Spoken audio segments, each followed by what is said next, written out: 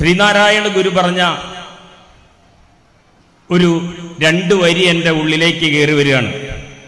മനുഷ്യാകൃതി പൂണ്ട ദൈവമോ നരദിവ്യാകൃതി പൂണ്ട ധർമ്മമോ പരമേശ പവിത്രപുത്രനോ കരുണാവാൻ മേബി മുത്തുരത്നമോ എന്ന അദ്ദേഹത്തിന്റെ ഒരു കൃതിയിൽ പറയുന്നുണ്ട്.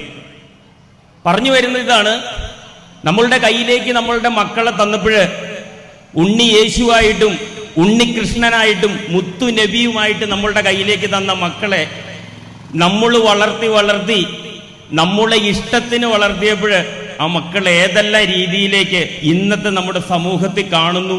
ലോകത്തിന്റെ മുമ്പിൽ നമ്മുടെ തല ഉയർത്തിപ്പിടിക്കാൻ നമ്മുടെ മക്കൾ കാരണം നമുക്ക് കഴിയണം.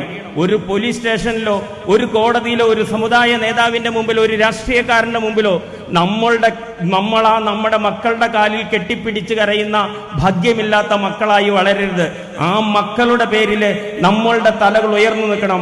അതിന് നിങ്ങളുടെ ശ്രദ്ധ ആ മക്കളുടെ കൂടെ ഉണ്ടാകണം.